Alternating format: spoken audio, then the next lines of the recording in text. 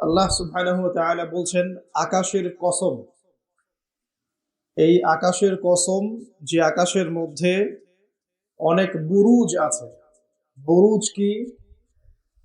বুরুজ হচ্ছে বিশাল বিশাল সব নক্ষত্র, অর্থাৎ প্রকাণ্ড আকৃতির নক্ষত্র সম্বলিত আকাশের কসম। তার মানে আমরা বুঝতে পারলাম যে এই মহাবিশ্বে অনেক প্রকাণ্ড আকৃতির গ্রহ নক্ষত্র আছে। যারা আমরা একটু সায়েন্স পড়াশোনা করেছি তারা জানি যে আমাদের এই সৌরজগৎটা খুবই ক্ষুদ্র একটা জায়গা জুড়ে আছে। এইরকম সৌরজগৎ আছে শত শত কোটি কোটি, এবং এমন কোটি কোটি সৌরজগৎকে নিয়ে একটা গ্যালাক্সি হয়। আর এমন অনেকগুলো গ্যালাক্সি, এরকম লক্ষ লক্ষ গ্যালাক্সি নিয়ে ছায়াপথ হচ্ছে, যেটাকে আমরা কোরআনের ভাষায় বলছি আসমান। আর এইরকম আসমানের সংখ্যা হচ্ছে একটা দুইটা না, বরং সাতটা। তার মানে মহাকাশে 7 আসমান আছে। যে আসমানের কোনো একটা গ্যালাক্সির, কোনো এক সৌরজগতের, কোনো একটা গ্রহের, কোনো একটা দেশে, ওই দেশের কোনো একটা জেলায়, ওই জেলার কোনো এক থানায়, ওই থানার কোনো এক গ্রামে আপনি এখন বসে আছেন, আর আমি দাঁড়িয়ে লেকচার দিচ্ছি।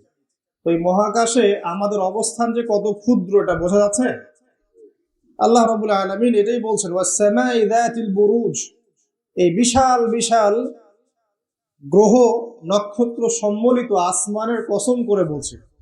আল্লাহ পাক তার সৃষ্টির কসম করতে পারেন, কিন্তু আমাদের জন্য, সৃষ্টির জন্য আল্লাহ ছাড়া অন্য কারো নামে কসম করা জায়েজ নাই।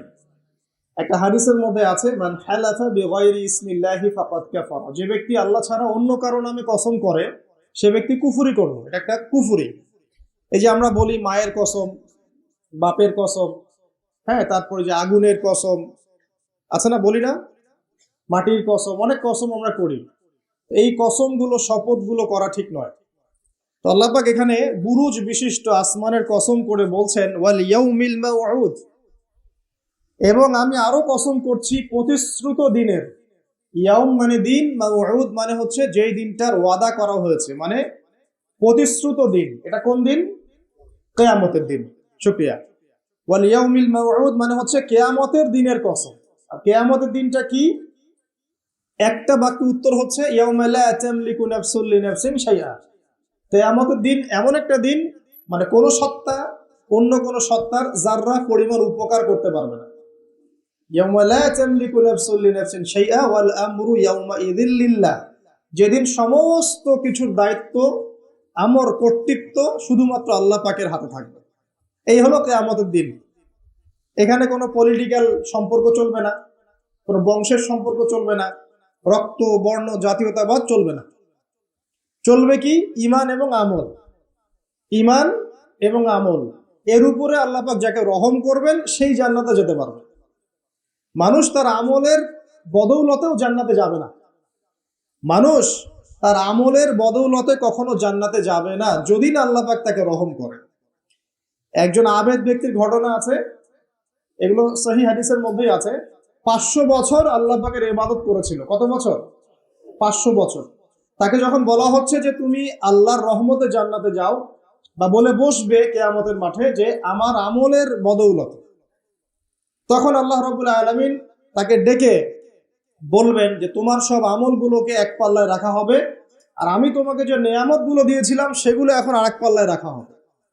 দেখা যাবে মানে দুই চোখের নেয়ামতের চাইতে 500 বছরের ইবাদত কম হয়ে যাবে।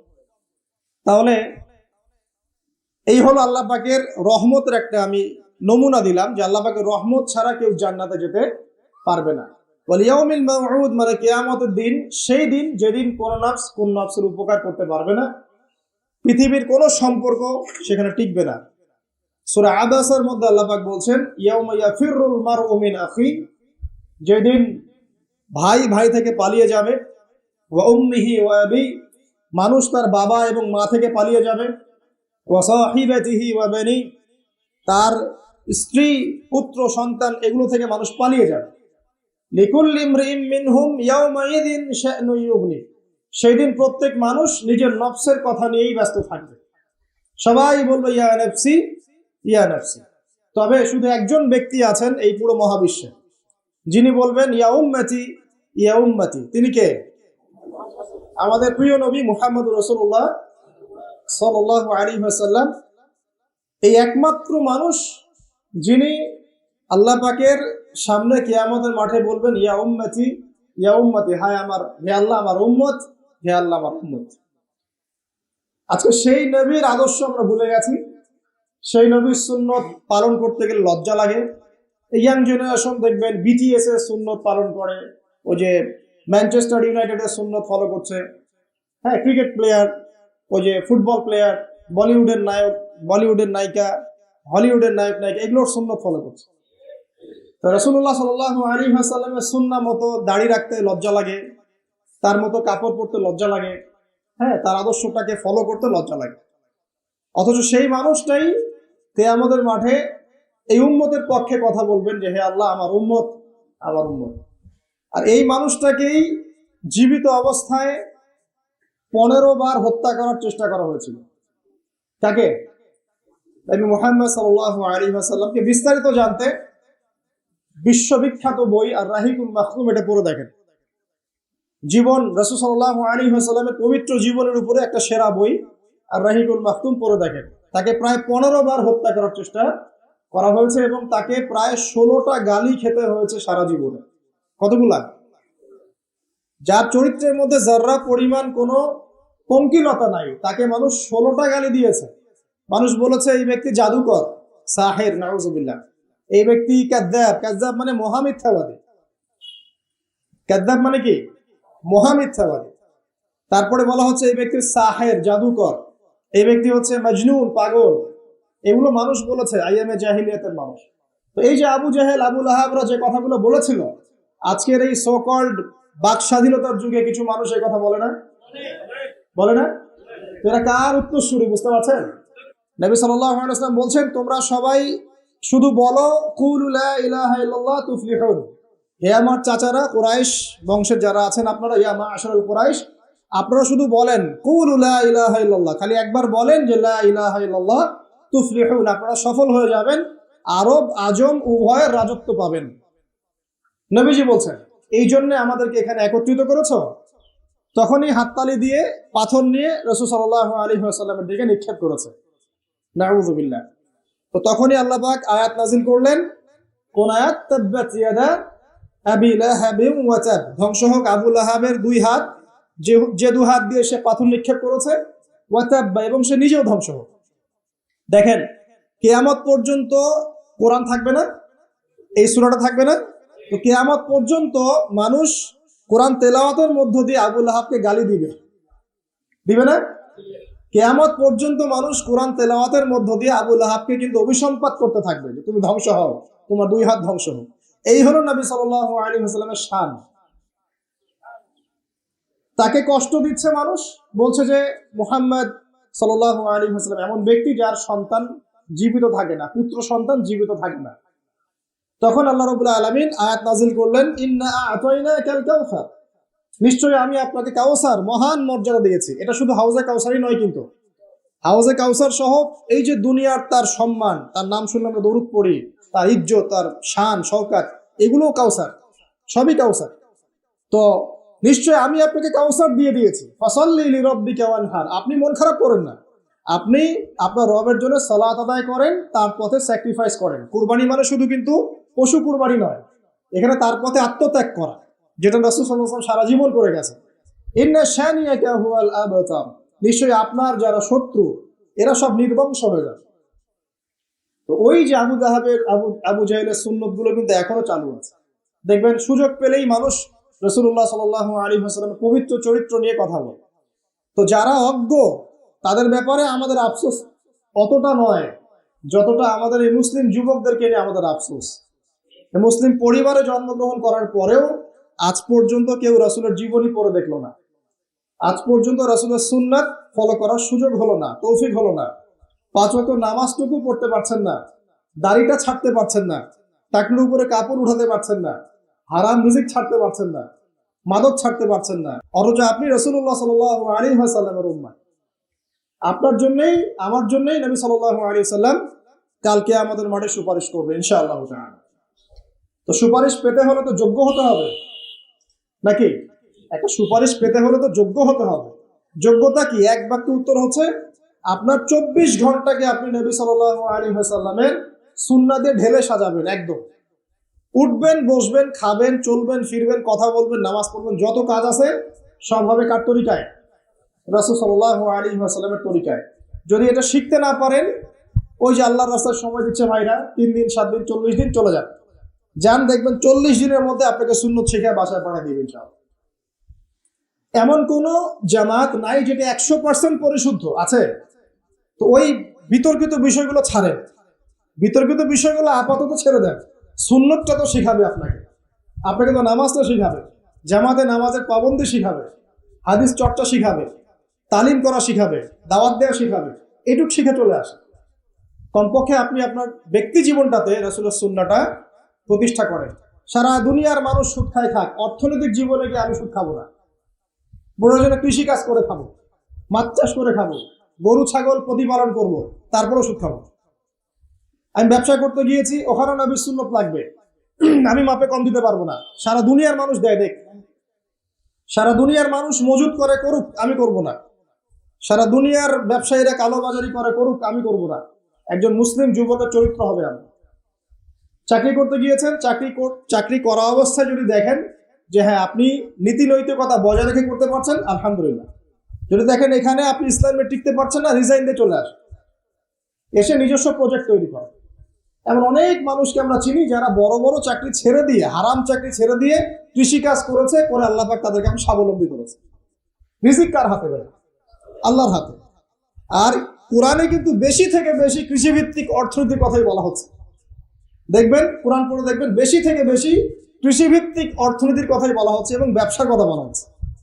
এর মানে এই না আপনি চাকরি করতে পারবেন না, পারবেন। যদি আপনি চাকরি করা অবস্থায় কোরআন সুন্নাহ ফলো করতে পারেন, আলহামদুলিল্লাহ। যদি না পারেন, প্রতিবন্ধকতা থাকে, একেবারেই পারছেন না, দেয়ালে পিঠ থেকে যাচ্ছে, ছেড়ে দেন। পরকালটাকে ইহকালের জন্য নষ্ট করেন না। আল্লাহ পাক বোঝার তৌফিক দান করুন। এবার সমাজ চালাবেন, এখানেও রাসূলের সুন্নাহ প্রয়োজন আছে। মন গড়া সুন্নত দিয়ে সমাজ সংস্কার হবে না, রাসূলের সুন্নত দিয়েই সমাজ সংস্কার হবে ইনশাআল্লাহ তাআলা। দাওয়াতি কাজ করব, সেখানেও রাসূলের সুন্নত লাগবে। মন গড়া স্টাইলে দাওয়াতি কাজ করা যাবে না।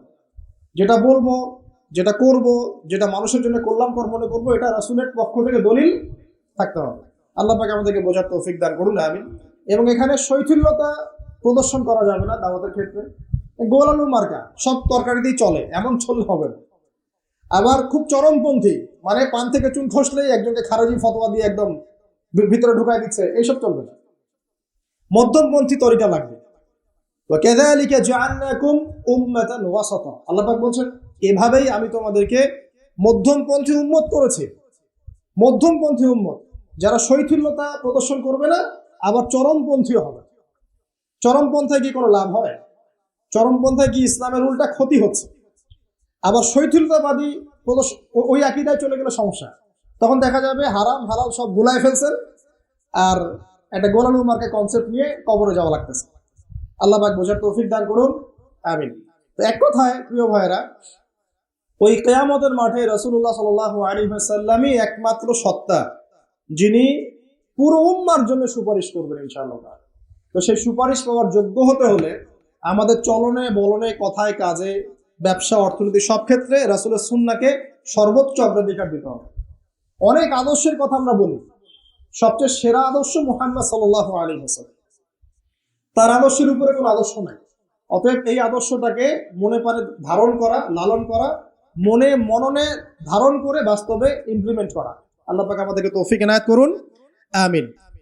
তো প্রিয় ভাইরা, কিয়ামতের মাঠ সম্পর্কে অনেক ভয়াবহ চিত্র আছে, আজকে আমি সেটা বলার সুযোগ পাচ্ছি না। এতটুকু বলবো, এটা হচ্ছে ন্যায় বিচারের মাঠ।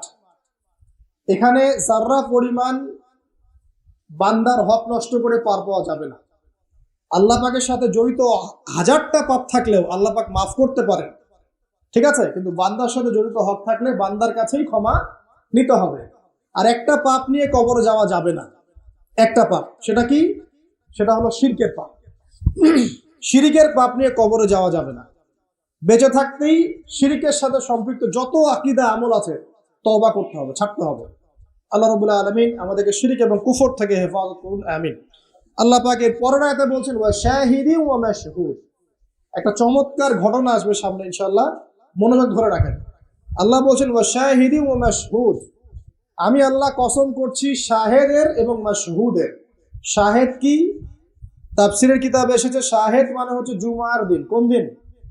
জুমার দিন। এই যে দেখেন, জুমার দিনে মুসলিমদের একটা কাজ কমন, সেটা হলো গোশতের দোকানে দাঁড়িয়ে গরুর গোশত কেনা। সকাল সকাল দেখবেন জুমার দিনে হাজির কসাইয়ের দোকানে, আজকে জুমার দিন গরু খাইতেই হবে, নাকি ভাই? কথাটা কি ঠিক না ঠিক? দেখবেন শহরের যতগুলো কসাইখানা আছে সকাল সকাল হাজির, জুমার দিন গোশত খাইতে হবে। অথচ জুমার দিনটা এত ইম্পর্টেন্ট, এই দিনে দোয়া কবুল হয়। যে কোনো দোয়া আল্লাহর কাছে চাবেন কবুল হবে। এই দিনে সূরা কাহাফ পড়তে হয়, এই দিনে তাড়াতাড়ি মসজিদে আসতে হয়, গোসল করে সুগন্ধি মেখে সুন্দর কাপড় পরে ইমামের কাছাকাছি এসে বসতে হয়। তাহলে প্রত্যেক কদমে 1 বছরের রোজা, 1 বছরের তাহাজ্জুদের নেকি হয়। তো জুমার দিন খুবই ইম্পর্টেন্ট। দেখবেন জুমার দিনে কি করে, গরুর গোশত খাবে, খাওয়াই লাগবে। মুরগি খাওয়া তো যাবেই না, সবজি খাওয়া যাবেই না, ঠিক আছে? তারপরে স্ত্রী সন্তান বউ বাচ্চাকে নিয়ে সকাল সকাল বের হয়ে চলে গেলাম, সারা বিকেল ঘুরতেছি, রাত্রে ঘুরতেছি, সন্ধ্যায় ঘুরতেছি। মানে ওই দিনটা দেখবেন গান বাজনা, পার্টি, এই বিয়ের অনুষ্ঠান, এই জন্মদিন, এই ওরিয়েন্টেশন, এই অমুক তমুক সব জুমার দিনে। অথচ জুমার দিনটাকে আল্লাহ পাক দিয়েছেন ওয়া শাহিদ, সাক্ষ্যদাতা। মানে জুমার দিন আপনাকে সাক্ষী দিলেন আপনি এই দিন কি করেছেন। জুমার দিনের কাজগুলো পড়ে নেবেন বই থেকে, আল্লাহ পাক তৌফিক দান করুন, আমিন। ওয়া মাশহুদ, এবং মাশহুদের কসম করছি। মাশহুদ কি? মাশহুদ মানে আরাফার দিন। কোন দিন? আরাফার। এটা কোন দিন? যুব সমাজকে জিজ্ঞাসা করেন, বলতে পারবে না আরাফার দিন কোন দিন। এখনকার তরুণ প্রজন্ম দেখেন আরাফার দিন কোন দিন বলতে পারবে না। জিজ্ঞাসা করেন পর্যায় সারণীতে ওই যে মৌলের নাম, হাইড্রোজেন থেকে একদম শেষ পর সব বলে দেবে, পারমাণবিক ভর, পারমাণবিক সংখ্যা সব বলে দেবে। ফিজিক্সের প্রশ্নগুলো জিজ্ঞাসা করেন, সব বলে দিবে। হায়ার ম্যাথ আছে, হায়ার ম্যাথের প্রশ্ন বলে দিবে। বায়োলজির যে কঠিন কঠিন বৈজ্ঞানিক নামগুলো আছে না, ব্যাঙের বৈজ্ঞানিক নাম, অমুকের তমুকের মানুষ সব বলে দেবে। বলেন মাশহুদ কাকে বলে? ওয়া শাহিদিন ওয়া মাশহুদ, আয়াতটা শুনছো কখনো? বলবে শুনি না। এই হলো অবস্থা, শিক্ষা সিস্টেমের এই হলো অবস্থা। কেউ কি বলেছে যে ডাক্তার হওয়া যাবে না, ইঞ্জিনিয়ার হওয়া যাবে না, বা জেনারেল লাইনে পড়া যাবে না? এমনটা কি কেউ বলেছে? কিন্তু কোরআন সুন্নাহর জ্ঞানকে বিসর্জন দিয়ে, ওই জ্ঞানটাকে বিসর্জন দিয়ে তোমাকে ডাক্তার হতে হবে? আমার তো মাঝে মাঝে মনে হয় যে এইসব সেকশনে এই সায়েন্টিফিক পড়াগুলোর পাশাপাশি মানবিক কিছু পড়াশোনা দেওয়া দরকার। আগে মানুষ বানানো দরকার, কিভাবে পেশেন্টদের সাথে ভালো ব্যবহার করতে হয় শেখানো দরকার, কিভাবে একজন অসুস্থ মানুষের সাথে ভালো বিহেভ করতে হয় শেখানো দরকার। খালি কিভাবে ইনজেকশন পুশ করতে হয় আর কিভাবে ওষুধ দিতে হয় এইটুকু শেখানো যথেষ্ট না। একটা বিহেভিয়ার, মানবতা শেখানো দরকার। একটা ইঞ্জিনিয়ারকে শেখান যে চুরি করা হারাম, তাকে শেখান আগে, নাহলে বড় হয়ে অনেক বড় ইঞ্জিনিয়ার হতে পারে কিন্তু দেখবেন ভিতরে চুরি করছে। তো একটা মানবিক শিক্ষার দরকার আছে, হিউম্যান বিহেভিয়ার শেখানো দরকার। তো এই শিক্ষাগুলো কে দিবে? কোরআন দিবে, হাদিস দিবে, রাসূলের সুন্নাহ দিবে। তখন গিয়ে তো সে পরিপূর্ণ মানুষ হবে। আর যাদের মধ্যে এই দুইটা শিক্ষা একত্রিত হবে দেখবেন তারা সোনার মানুষ হবে। তো এই দুটো শিক্ষাকে আমরা অর্জন করতে পারি না। কেউ কি বলেছে জেনারেল লাইনে পড়া বাদ দিয়ে দাও, বাদ দিয়ে একদম সবাই মৌলবী হয়ে যাও? সবাই যদি আলেম হয়ে যায় তাহলে ভাই সামরিক ক্ষেত্রে কে কাজ করবে, প্রশাসনে কে কাজ করবে, জনপ্রতিনিধি কে হবে, ইসলামিক ব্যাংকিং সেকশন কে চালাবে? ঠিক আছে না? সব সেকশনে মানুষের প্রয়োজন আছে না? তো সব সেকশনে মানুষের দরকার আছে, কিন্তু সেই মানুষগুলোর আত্মাটাকে কোরআন সুন্নাহর আধ্যাত্মিকত্ব দিয়ে ঢেলে সাজাতে হবে। আল্লাহ পাক তৌফিক এনায়েত করুন, আমিন। যদি অমুসলিম হয়, অমুসলিম হওয়ার পরেও যদি সে তার ধর্ম মেনে চলে দেখবেন সেও কিন্তু ভালো মানুষ হবে। আসলে যারা এই বিশ্বে ফাসাদ সৃষ্টি করে বেড়াচ্ছে এদের সাথে ধর্মের কোনো সম্পর্ক নাই। যারা এই বিশ্বে ফাসাদ সৃষ্টি করছে এদের সাথে আসলে ধর্মের কোনো সম্পর্ক নাই। সে যদি সত্যিকার অর্থেই তার ধর্ম পালন করত তাহলে কিন্তু সে তার ধর্মের প্রতি অনুগত থাকতো। কোন ধর্ম কি বলেছে বিনা বিচারে বা নিষ্পাপ মানুষকে হত্যা করো? কোন ধর্ম? একটা রিলিজন আমাকে দেখান যে বলেছে মিথ্যা কথা বলো, হারাম খাও, সুদ খাও, বেপরদায় চলো, নগ্ন হয়ে চলো। একটা ধর্ম বলেছে? তাহলে প্রত্যেকটা ধর্মের মূল কথাগুলো কিন্তু মোটামুটি একরকম। তো সবাই যদি সবার ধর্ম মেনে চলে কোনো সমস্যা। এরপরে যে পড়াশোনা করে দেখবে যে হ্যাঁ ইসলামই চূড়ান্ত রিলিজন, এর মধ্যে সমস্ত বিষয়ের সমাধান আছে, এটা ফাইনাল টেস্টিমেন্ট, তখন সে মুহাম্মদ সাল্লাল্লাহু আলাইহি ওয়াসাল্লামের আনুগত্য করবে, সাক্ষ্য দিবে আশহাদু আল্লা ইলাহা ইল্লাল্লাহ ওয়া আন্না মুহাম্মাদান আবদুহু ওয়া রাসূলুহু, মুসলিম হয়ে যাবে ইনশাআল্লাহ। মুসলিম হলেই, কালিমা পড়লেই একদিন না একদিন সে জান্নাতে যাবে ইনশাআল্লাহ, যদি তার আকীদার মধ্যে শিরক না থাকে, কুফর না থাকে, আমলে বেদাত না থাকে, হারাম রিজিক না থাকে। আল্লাহ পাক আমাদেরকে পরিপূর্ণ মুসলিম হওয়ার তৌফিক এনায়েত করুন, আমিন। এই যে মাসউদ বলছিলাম আরাফার দিন, আরাফার দিন নিয়ে আমার স্বতন্ত্র একটা লেকচার আছে, ওইটা দেখে নিয়েন। আরাফার দিনের ফজিলত, এর যে তাৎপর্য, এবং এই দিনে নবী সাল্লাল্লাহু আলাইহি ওয়াসাল্লামের একটা বিদায় হজের ভাষণ আছে, এটা নিয়ে আমি স্বতন্ত্র একটা খুতবা দিয়েছি, শুনে নেবেন ইনশাআল্লাহ। আর বাসায় গিয়ে অবশ্যই আর রাহিকুল মাখতুম বইটা পড়বেন, এখানে সমস্ত বিষয়গুলো লেখা আছে।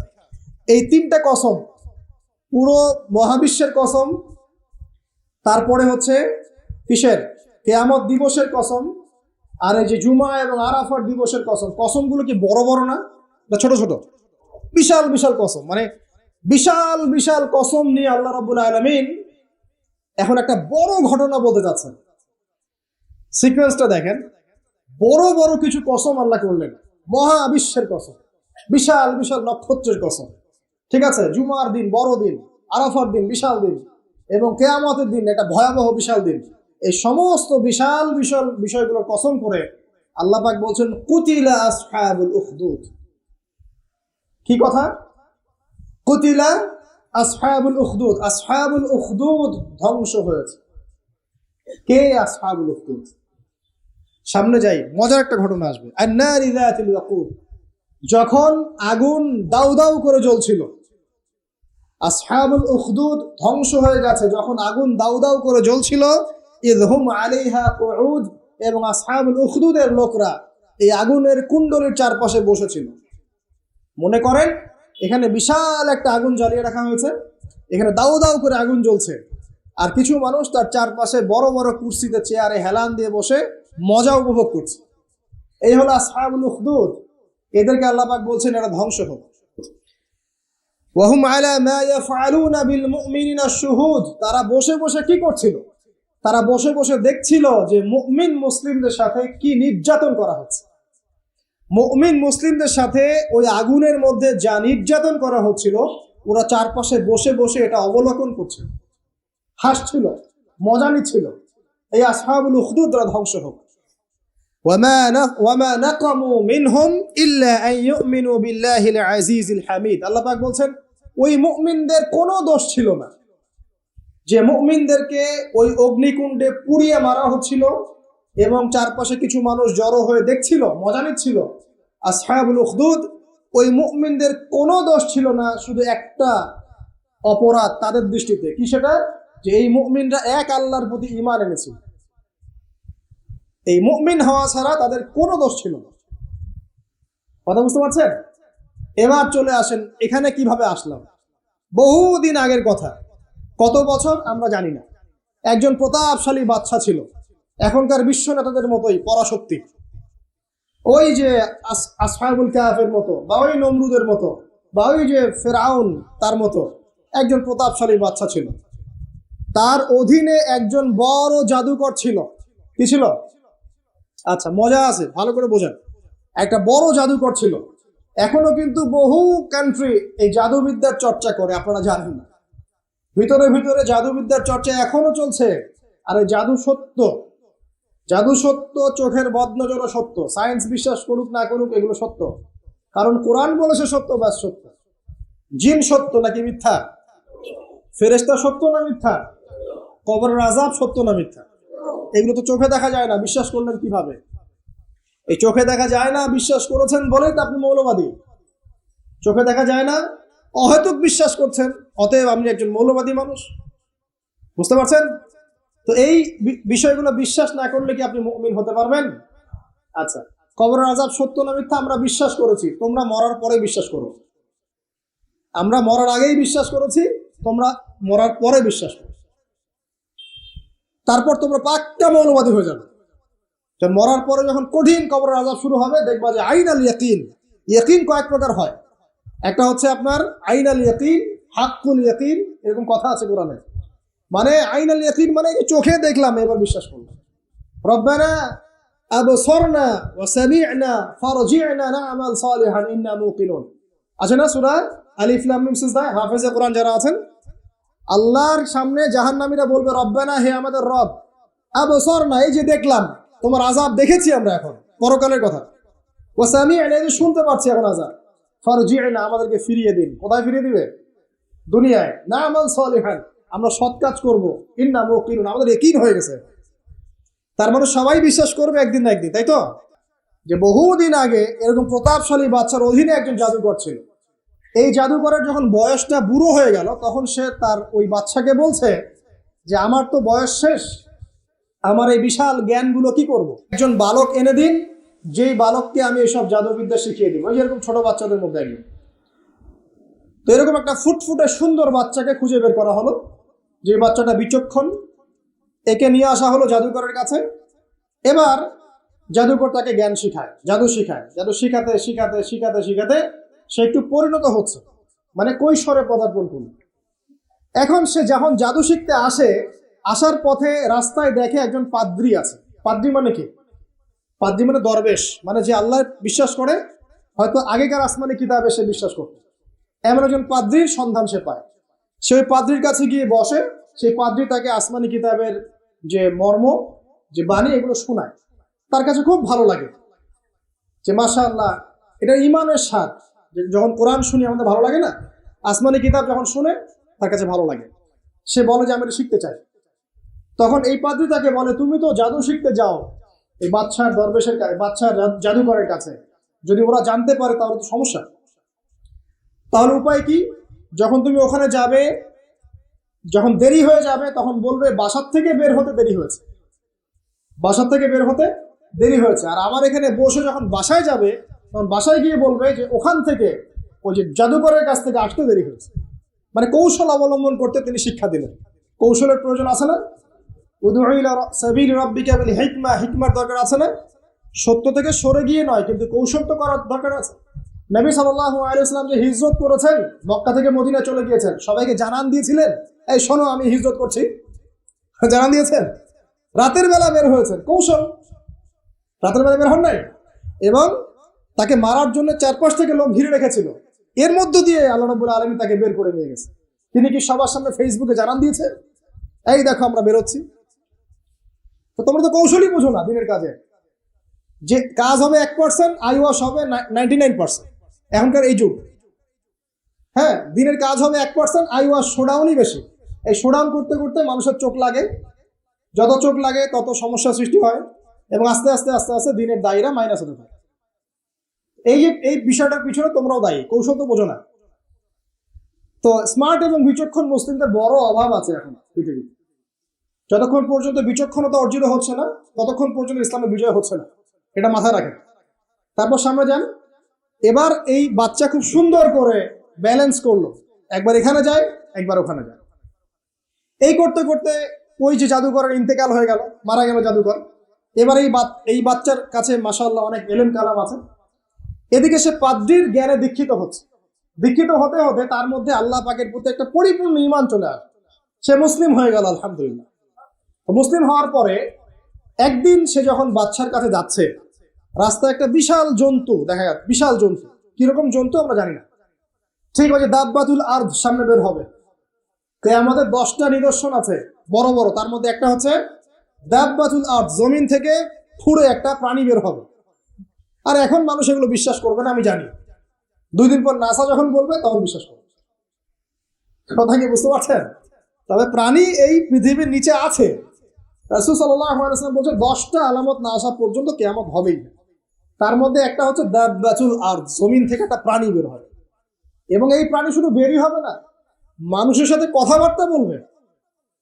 এবার মানুষের সাথে কথা বলবে প্রাণী। বিশ্বাস করছেন? এখন বিশ্বাস করছেন না জানি, কিন্তু প্রাণী মানুষের সাথে কথা বলবে। আল্লাহ পাক বলাতে পারেন না? পারে। আচ্ছা, সামনে যান। ওই প্রাণী যখন দাঁড়িয়ে আছে রাস্তায়, এখন এই বালক বলছে আজকে আমি প্রমাণ করে নিব যে আল্লাহর আনুগত্যশীল ওই পাদ্রী সঠিক নাকি ওই জাদুকর সঠিক। এবার সে একটা ইট হাতে নিল, পাথর হাতে নিয়ে সে বলছে, আল্লাহ, তোমার কাছে যদি ওই জাদুকরের কাজের চাইতে এই পাদ্রির কাজ বেশি পছন্দনীয় হয়, এই ইটের আঘাতে এই জন্তুকে তুমি মেরে ফেলো আল্লাহ। এই বলেছে বিসমিল্লাহ বলে পাথর নিক্ষেপ করলো, নিক্ষেপ করার সাথে সাথেই জন্তু ডেড। তখন তার আইন আল ইয়াকিন, হাকুল ইয়াকিন হয়ে গেল যে হ্যাঁ, আল্লাহর কাছে এই পাদ্রির আমলই সবচেয়ে বেশি পছন্দনীয়। তার আর মনে কোনো সংশয় থাকলো না। কিশোর মানুষ না, কতটুকুই বা বোঝেন নাই? এবার তার মধ্যে একটা ইয়াকিন চলে আসলো এবং সে পরিপূর্ণ মুমিন মুসলিম হয়ে গেল। এবার যখন সে রাজ দরবারে যায়, তার কাছে পেশেন্ট আসে, মানে একজন মানুষ এসেছে, সে বলছে যে আমার চোখের সমস্যা। সে চোখে হাত দেয়, হাত দিয়ে বলে যে আপনি আল্লাহর প্রতি ঈমান নিয়ে আসেন, আমি আল্লাহর কাছে দোয়া করব, চোখ ভালো হয়ে যাবে। এভাবে পেশেন্ট আসে, সে বলে আল্লাহর প্রতি ঈমান নিয়ে আসেন, আমি দোয়া করব, ভালো হয়ে যাবে। এভাবে আস্তে আস্তে তার নাম এবং খ্যাতি ছড়িয়ে পড়তে লাগলো। যেই তার কাছে আসে সে বলে আগে মুসলিম হন, ইমানদার হন, আল্লাহর প্রতি বিশ্বাস করেন, আমি দোয়া করব, ভালো হয়ে যাবে। চোখ অন্ধ ভালো হয়ে যাচ্ছে, কুষ্ঠ রোগী ভালো হয়ে যাচ্ছে, হ্যাঁ, প্যারালাইজড রোগী ভালো হয়ে যাচ্ছে, আলহামদুলিল্লাহ। নবী ঈসা আলাইহিস সালাম এমনটা করেছিলেন না?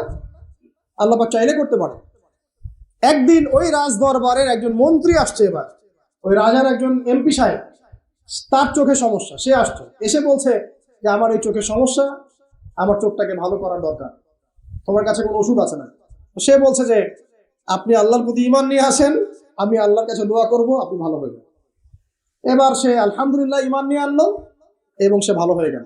এই ভালো হয়ে যাওয়ার পরের দিন যখন সে আবার ওই পার্লামেন্টে গিয়েছে আর কি, ওদের তৎকালীন রাজদরবারে, এবার রাজা ওকে দেখে বলছে যে তোমার তো চোখ অন্ধ ছিল, কিভাবে সেবা লাভ করলো? তো সে বলে না কিভাবে সেবা লাভ করলো, সে বলতে চাচ্ছে না, কারণ সে আজ করছে যে বললে সমস্যা হবে। এক পর্যায়ে তাকে খুবই পিটনি দেওয়া হচ্ছে, রিমান্ডে নিয়ে গিয়ে কঠিন মাইর দেওয়া হচ্ছে। এক পর্যায়ে সে মারের যন্ত্রণা সহ্য করতে না পারে বলে ফেললো যে ওই বাচ্চা, তার কাছে গিয়ে আমি আরোগ্য লাভ করেছি এবং সে আমাকে বলেছে যে তার রবের প্রতি ঈমান নিয়ে আসতে, তাহলে আমি শেফা লাভ করব। এই বাচ্চা এখন বলছে ফেরাউনের মতো যে আয়না রব্বুকুম আলা, আমি তো তোমাদের রব।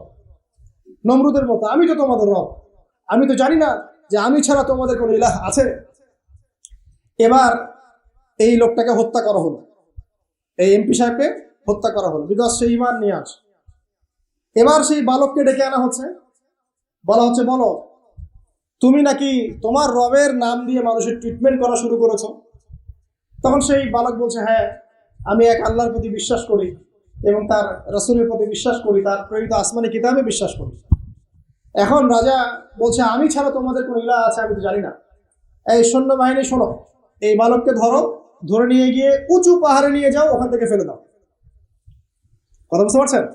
এবার তাকে নিয়ে যাওয়া হলো, ক্রস ফায়ার দেওয়া হবে, এবার উপরে নেওয়া হয়েছে, একদম পাহাড়ের উপরে। এবার ওই বালক উপরে উঠে একটা দোয়া করছে, এই দোয়াটা সবাই শিখে নেন। ওই বালক উপরে উঠে দোয়া করছে আল্লাহুম্মা কফিনিহিম বিমা শি'তা, আল্লাহুম্মা কফিনিহিম বিমা শি'তা, আল্লাহুম্মা কফিনিহিম বিমা শি'তা। পাহাড় থরথর করে কাঁপা শুরু করলো এবং ওই সৈন্যবাহিনী পাহাড় থেকে পড়ে গেল, বালকের কিচ্ছু হলো না। আমি কিন্তু বানোয়াট কোনো গল্প বলছি না, এটা কোরআন থেকে বলছি এবং এটা তাফসীর, আপনি যে কোনো তাফসীর পড়েন, মারিফুল কোরআন, তাফসীর ইবনে কাসির, জালালাইন পড়ে দেখেন, পড়ে দেখেন আমার সাথে ডিবেট করার আগে। এবার সে বালক হেঁটে হেঁটে চলে আসলো রাজদরবারে। আবার কি ব্যাপার, তুমি মরো নাই? না, আল্লাহ আমাকে বাঁচিয়েছে, আমার রব আমাকে বাঁচিয়েছে। আবার পাঠানো হচ্ছে আরেক দল সেনাবাহিনীকে নিয়ে, যাও এবার ওকে সমুদ্রে নিয়ে যাও, সমুদ্রের মাছ সমুদ্রে ডুবিয়ে দিবে। আবার সে ওখানে গিয়ে বলল আল্লাহুম্মা কফিনিহিম বিমা শি'তা, হে আল্লাহ, অর্থ হচ্ছে হে আল্লাহ, আমার বিপক্ষে যারা আছে আপনি যা দিয়ে ইচ্ছা ওদের বিরুদ্ধে আমাকে সাহায্য করেন। অর্থ হচ্ছে এমন, আল্লাহুম্মা কফিনিহিম বিমা শি'তা, আল্লাহ আপনি আমার জন্য যথেষ্ট হয়ে যান, ওদের বিরুদ্ধে আমার জন্য যথেষ্ট হয়ে যান, যা ইচ্ছা তাই দিয়ে আপনি হেদায়েত করুন, মানে আমাকে হেফাজত করুন। ঠিক আছে, আল্লাহুম্মা কফিনিহিম বিমা শি'তা, ছোট্ট দোয়া। এবার ওই সমুদ্র উত্তাল হওয়া শুরু করলো এবং ওরা জাহাজ থেকে পড়ে গেল। এই বাচ্চা সেফলি আবার চলে আসলো রাজদরবারে। বিশ্বাস করছেন না? চলে আসলো। এবার আসার পরে বলছে শোনেন, আমাকে এভাবে মারতে পারবেন না, আমাকে এইভাবে মারা যাবে না, আমি আপনাদেরকে বলে দিচ্ছি কিভাবে আপনি আমাকে মারতে পারেন। তো বাচ্চা বলছে কিভাবে মারতে পারবো বলো। তখন সেই বাচ্চাটা বলছে যে আপনি সমস্ত এলাকার মানুষকে এক জায়গায় জড়ো করবেন, মানে পুরো নেশনের যত মানুষ সবাইকে একটা মাঠে নিয়ে আসবেন, মাঠের মাঝখানে একটা গাছ রোপণ করবেন বা একটা কিছু স্তম্ভ নির্মাণ করবেন, সেখানে আমাকে বেঁধে ফেলবেন। বেঁধে ফেলার পরে আমার এই ধনুক থেকে একটা তীর বের করবেন। তীর বের করে আপনি নিজ হাতে এই তীরটাকে নিশানা দিবেন, দিয়ে বলবেন বিসমিল্লাহ আল্লাহর নামে, বিসমিল্লাহ আল্লাহর নামে, বিসমিল্লাহি রব্বি হাযাল গোলাম বলে ছুড়বেন। অর্থ হচ্ছে আমি এই বাচ্চার রব আল্লাহর নামে তীর ছুড়লাম, এটা বলে তীরটা নিক্ষেপ করবেন, তাহলে আমি মরবো, তার আগে মরবো। কথা কি বুঝতে পারছি? এবার তাই করা হলো, সমস্ত এলাকার মানুষকে এখানে জড়ো করা হলো। কথাটা ভালো করে বোঝেন, সমস্ত এলাকার মানুষ মানে কি ওই এলাকার সব মানুষ, মানে মুমিন কাফের যে আছে সবগুলাকে একত্রিত করা হলো। করার পরে বাচ্চাটাকে এভাবে একটা জায়গায় বেঁধে দেওয়া হয়েছে, খেজুর গাছে, তাফসীরে এসেছে খেজুর গাছে। এবার সে এখান থেকে তীর বের করে বাদশা বলছে বিসমিল্লাহি রব্বি হাযাল গোলাম, নিক্ষেপ করলো। তীরটা ঠিক আল্লাহ পাকের দৃষ্টি দেখেন এত সূক্ষ্ম, ওইটাই বর্ণনা করেছেন। তীরটা ঠিক বাচ্চার এই জায়গায় লেগেছে, এই যে মাথার এখান থেকে লেগে এদিকে বের হয়ে গেছে। ওই বাচ্চা ছেলেটার এই যে কপালের এই পার থেকে এই পার পর্যন্ত তীর চলে গেল এবং বাচ্চাটা শহীদ হয়ে গেল আলহামদুলিল্লাহ। এবং এই বাচ্চাটা যখন মারা গেল বা শহীদ হয়ে গেল, আর সারা এলাকার মানুষ কি দেখলো যে বাচ্চা তাকে দুইবার চেষ্টা করে মারতে পারে নাই, কিন্তু তার রবের নাম যখন নেওয়া হয়েছে, আল্লাহর নাম নেওয়া হয়েছে, মারতে পেরেছে। দেন পুরো এলাকার সমস্ত মানুষ মুসলিম হয়ে গেল আলহামদুলিল্লাহ। একজন বাচ্চার জীবনের বিনিময়ে সমস্ত এলাকার মানুষ ইসলামের হেদায়েত পেয়ে গেল আলহামদুলিল্লাহ। এবার বাচ্চার মাথা তো আরো খারাপ, একটাকেই সামলাতে পারছিলেন না, এবার তো সমস্ত এলাকার মানুষ মুসলিম হয়ে গেছে। এখন কি করবেন? এখন সেনাবাহিনীকে আদেশ করা হয়েছে সমস্ত মানুষগুলোকে জড়ো করে একটা গর্ত খুঁড়ে সেখানে আগুন জ্বালাও, আগুন জ্বালিয়ে সমস্ত মানুষকে ফেলে দাও। দৃশ্যটাকে কল্পনা করতে পারছেন? একটা পুরো এলাকার মানুষকে একটা মাঠের মধ্যে একত্রিত করে সেখানে আগুন জ্বালিয়ে সবাইকে সেখানে ফেলে দেওয়া হলো এবং তারা চতুর্দিক থেকে এটাকে অবলোকন করতে লাগলো, মজা উপভোগ করতে লাগলো। এটাই আল্লাহ পাক বলছেন কুতিলা আসহাবুল উখদুদ ইয হুম আলাইহা কুউদ ওয়া হুম আলা মা ইয়াফআলুনা বিল মুমিনিনা শুহুদ। শেষ পর্যায়ে তাফসীরে এসেছে, শেষ পর্যায়ে একজন মায়ের কোলে একটা ছোট্ট বাচ্চা ছিল। তো সেই মা নিজে লাভ দিবে এটাতে তার কোনো সমস্যা নেই, কিন্তু বাচ্চাটাকে নিয়ে লাভ দেওয়ার জন্য সে ইতস্তত বোধ করছে। তখন আল্লাহ রাব্বুল আলামিন সেই ছোট্ট বাচ্চাটার জবানের মধ্যে আল্লাহর কুদরত নিদর্শন নাজিল করলেন। ওই বাচ্চাটা কথা বলা শুরু করলো। সেই বাচ্চাটা বলল, ইয়া উম্মা, হে আমার মা, লা তাখাফি, তুমি ভয় করো না, ফাইন্নাকি আলাল হক, কারণ আপনি সত্যের উপর আছেন, লাভ দিন। যারাই সে অগ্নিকুণ্ডে সেদিন লাভ দিয়েছে তারাই জান্নাতের স্বাদ পেয়েছে আলহামদুলিল্লাহ। এই হলো আসহাবুল উখদুদের ঘটনা, যেটা আল্লাহ রাব্বুল আলামিন সূরা বুরুজের মধ্যে বলেছেন। এখানে একটাই শিক্ষণীয় বিষয়, ঈমান এর শক্তি একজন ছোট্ট বালকের মধ্য দিয়ে কিভাবে আল্লাহ রাব্বুল আলামিন পুরো নেশনকে হেদায়েত করতে পারেন। এবং আল্লাহ রাব্বুল আলামিন সমস্ত পরিকল্পনার উপরে মহা পরিকল্পনাকারী, এবং আল্লাহ সুবহানাহু ওয়া তাআলা তাদেরকে চিরস্মরণীয় করে রেখেছেন কোরআনের পাতায়। কিয়ামত পর্যন্ত মানুষ এই ঘটনা পড়বে, তাদের থেকে শিক্ষা গ্রহণ করবে না? আল্লাহ রাব্বুল আলামিন সবচেয়ে বেশি স্মার্ট না আমরা সবচেয়ে বেশি স্মার্ট? এরপরে আল্লাহ রাব্বুল আলামিন বলছেন যে তারা ঈমান আনা ছাড়া অন্য কোনো অপরাধ করে নাই। এই মুমিন যারা ছিল আগুনে লাফ দিয়েছে, এদের কি কোনো অপরাধ ছিল? এদের কোনো অপরাধ ছিল? কি অপরাধ ছিল? তারা শুধুমাত্র কি ছিল? মুমিন ছিল। ঈমান আনার ফলে তাদের এই পরিণতি হয়েছে, তাদেরকে অগ্নিকুণ্ডে লাফ দিতে তারা বাধ্য হয়েছে। যারা দিয়েছে তারা কি জান্নাতি না জাহান্নামী? জান্নাতি। ওই যে বালক যে একা দৃষ্টান্ত স্থাপন করে গেল এবং পুরো নেশনকে হেদায়েত দিয়ে গেল, এই বালক সফল না ব্যর্থ? আল্লাহ রাব্বুল আলামিন যদি চান তাহলে এরকম একজন দুইজন মানুষকে দিয়েও পুরো নেশনকে হেদায়েত করাতে পারেন। এবং যেটা হয়ে গেছে আগে সেটা এই যুগেও সম্ভব না? শুধু সম্ভবই না, বরং আপনাদের চোখের সামনে এটা হয়েছেও, কিন্তু আপনারা সেটা বুঝতে পারেন না। আপনাদের চোখের সামনে যুগের পর যুগ এমন ঘটনা ঘটেছেও, কিন্তু আপনারা হয়তো বুঝতে পারেন নাই, ধরতে পারেন নাই। আল্লাহ রাব্বুল আলামিন এমন মানুষদেরকে দিয়ে পুরো নেশনকে হেদায়েত করেন। কিছু মানুষকে আল্লাহ পাক পরীক্ষায় ফেলেন, তাদের মধ্য দিয়ে আল্লাহ পুরো নেশনকে হেদায়েত করতে পারেন। আলহামদুলিল্লাহ। আসহাবুল উখদুদের এই বাচ্চার মধ্যে আমাদের সবার জন্য নিদর্শন আছে। আল্লাহ পাক আমাদের সবাইকে প্রকৃত ঈমানদার হওয়ার তৌফিক দান করুন, বেশি বেশি আমলে সালেহ করার তৌফিক দান করুন, ঈমানের উপর দৃঢ় থাকার তৌফিক এনায়েত করুন, এবং দৃষ্টান্ত স্থাপন করার তৌফিক দান করুন, এবং যে কোনো রকম দৃশ্য অদৃশ্যের বিপদ আপদ বালা মুসিবতের বিপক্ষে আল্লাহ পাকই যেন যথেষ্ট হয়ে যান। আমিন। শেষ করি, সূরাটার সামনে যাই। আল্লাহ রাব্বুল আলামিন এরপর যেটা বলেছেন, ইন্নাল্লাযীনা ফাতানুল মুমিনিনা ওয়াল মুমিনাত সুম্মা লাম ইয়াতুবু ফালাহুম আযাবু জাহান্নাম। যারা মুমিনদের সাথে এমন নির্যাতন করলো, কি করলো? আগুনে পুড়িয়ে জীবন্ত মেরে ফেললো। যারা মুমিনদের সাথে এমন দৃষ্টান্ত স্থাপন করলো, নির্যাতন করলো, ফিতনায় ফেললো এবং তওবা করে ফিরেও আসলো না, আল্লাহ পাক বলছেন নিশ্চয়ই তাদের জন্য যন্ত্রণাদায়ক শাস্তি আছে জাহান্নামে। ওয়ালাহুম আযাবুল হারিক, এবং তাদের জন্য মর্মান্তিক শাস্তি অপেক্ষা করছে। তাদের জন্য যারা মুমিনদেরকে ফিতনায় ফেলেছে, কষ্ট দিয়েছে, নির্যাতন করেছে, নিপীড়ন করেছে। তারপর আল্লাহ পাক বলেছেন, ইন্নাল্লাযীনা আমানু ওয়া আমিলুস সালিহাত লাহুম জান্নাতুন তাজরি মিন তাহতিহাল আনহার। আর যারা এই পরীক্ষায় উত্তীর্ণ হয়ে গেল, যাদেরকে আসহাবুল উখদুদরা ফেলে দিল গর্তে, যারা আগুনে লাফ দিল, অগ্নি পরীক্ষা দিল, আল্লাহ পাক বলছেন এরা সফল হয়েছে, এরা জান্নাতে যাবে যার তলদেশ দিয়ে নহর সমূহ প্রবাহিত হচ্ছে। আলহামদুলিল্লাহ। ওয়াযালিকাল ফাউজুল কাবীর। আর এটা হচ্ছে সবচেয়ে বড় সাফল্য। এটাই হচ্ছে সাফল্যের চূড়ান্ত সংজ্ঞা। দুনিয়াতে আপনি কতটুকু খাচ্ছেন, করছেন, কতটুকু ব্যবসা বাণিজ্য করছেন, কতটুকু স্ট্যাটাসের মালিক, এটা বড় কথা নয়। আপনি দিন শেষে জান্নাতে যেতে পারবো কিনা, এটাই বড় কথা। যদি জান্নাতে যেতে পারি, ইনশাআল্লাহ তাআলা আমরা সফল। যদি জান্নাতে যেতে ব্যর্থ হই, আল্লাহ না করুক, তাহলে আমাদের চেয়ে ব্যর্থ এই মহাবিশ্বের কোনো সৃষ্টি নাই। আল্লাহ পাক বোঝার তৌফিক এনায়েত করুন। আমিন। আল্লাহ পাক এরপরে বলছেন, ইন্না বাতশা রাব্বিকা লাশাদীদ। জেনে রাখো, যারা আল্লাহর বিরোধিতা করবে, তার নবী, তার আসমানি কিতাব এবং দ্বীনের বিরোধিতা করবে, তাদের জন্য আল্লাহর শাস্তি আছে। এই শাস্তিটা প্রচন্ড কঠিন। ইন্না বাতশা রাব্বিকা লাশাদীদ। আল্লাহ পাকের শাস্তি প্রচন্ড কঠিন। আমরা একটা কনসেপ্ট লালন করি মাথায়, আল্লাহ পাক গফুর রহিম, রহমানুর রহিম, ঠিক আছে, তাই না?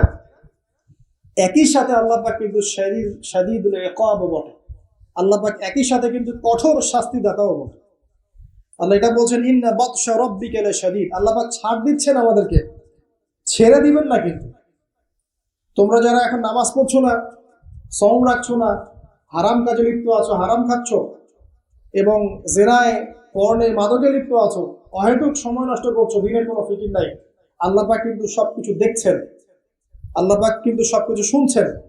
আল্লাহ রাব্বুল আলামিন সুযোগ দিচ্ছেন, সময় দিচ্ছেন, তাই বলে কিন্তু আল্লাহ পাক ছেড়ে দিবেন না কখনো।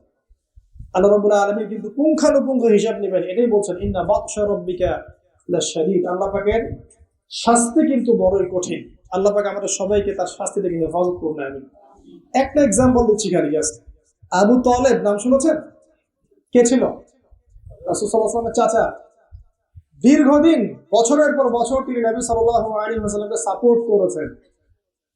যদিও তিনি মুসলিম হননি, কিন্তু সাপোর্ট করেছেন, ফাইন্যান্সিয়াল সাপোর্ট, সোশ্যাল সাপোর্ট, একটা সাপোর্ট দিয়েছেন। কিন্তু শেষমেশ তিনি লা ইলাহা ইল্লাল্লাহ পড়তে পারেন নাই, মুমিন মুসলিম হবে। কিন্তু নবীকে এমন ভাবে সাপোর্ট দিয়েছেন যেটা আরবের কেউ দেয়নি থাকে। তাহলে এই ব্যক্তি কি পাবে পরকালে? সাহাবীরা জিজ্ঞাসা করছেন, আপনার চাচার কি হবে পরকালে? রাসূলুল্লাহ সাল্লাল্লাহু আলাইহি ওয়াসাল্লাম বলছেন, আমার চাচা আমাকে অনেক অনেক খেদমত করেছে, উপকার করেছে দ্বীনের জন্য, কিন্তু ঈমান নিয়ে আসে নাই।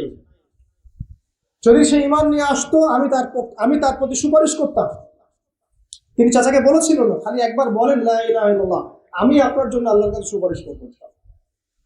তিনি ঈমান নিয়ে আনেননি। এই কারণে জাহান্নামের সবচেয়ে নিম্নতর শাস্তি তাকে দেওয়া হয়। সেটা কি? তাকে আগুনের এক জোড়া জুতা পরিয়ে দেওয়া হয়।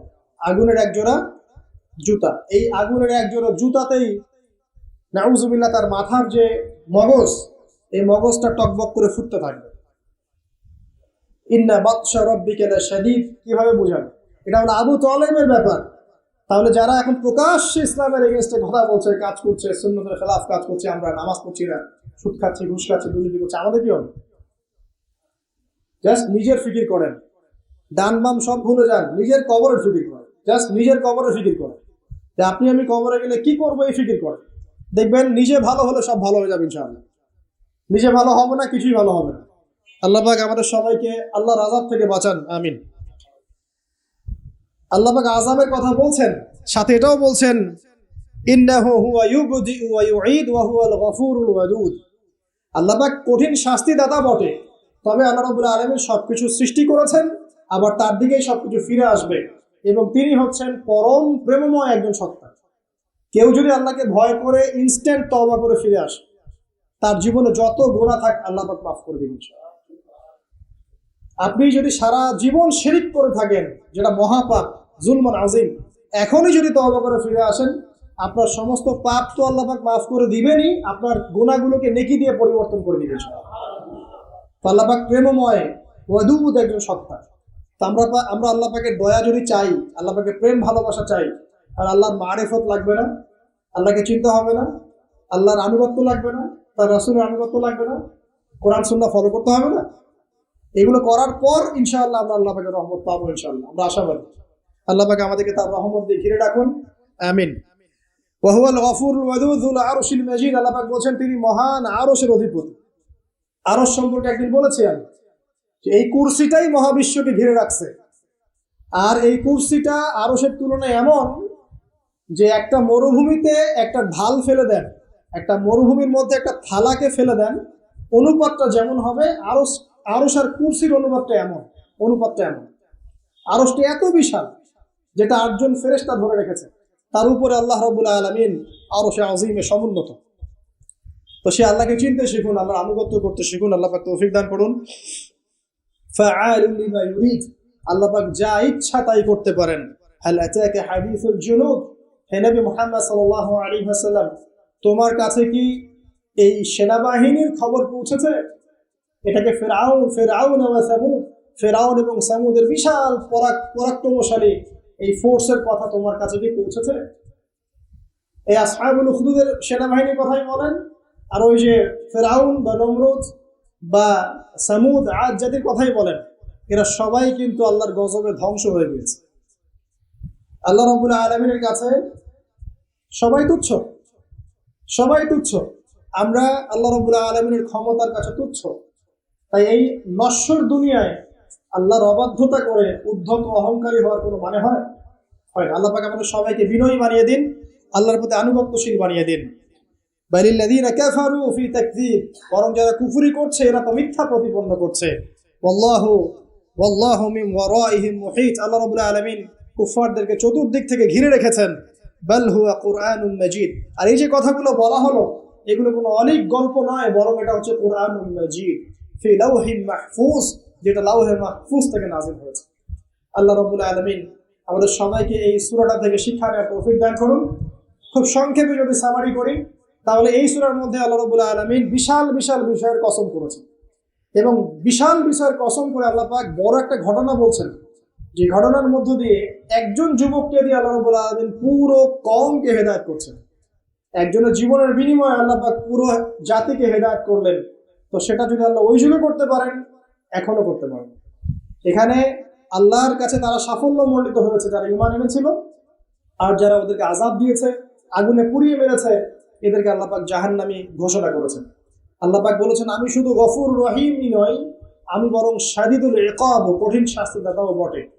ইতিহাস ঘেটে দেখো, ফিরআউন, নমরুদ, যত বড় বড় জুনদের অধিকারী যারা ছিল, এদেরকে কিন্তু এই পৃথিবীতে সাস্টেইন করতে দেওয়া হয় নাই। যারা আল্লাহর আনুগত্য দাসত্ব করেছে এদেরকেই আল্লাহ রাব্বুল আলামিন সম্মানিত পুরস্কৃত করেছেন। যারা করে নাই, তাকরীবের মধ্যে ছিল, এদেরকে আল্লাহ পাক ধ্বংস করেছেন। আল্লাহ রাব্বুল আলামিন বলছেন শেষে গিয়ে, এগুলো কোনো অনেক গল্প কাহিনী নয়, বাল হুয়া কুরআনুন মাজিদ, এটা হচ্ছে সম্মানিত মহিমান্বিত কোরআন, ফি লাওহিন মাহফুজ, যেটা লাওহে মাহফুজ থেকে আল্লাহ রাব্বুল আলামিন পৃথিবীতে আমাদের জন্য নাযিল করেছেন।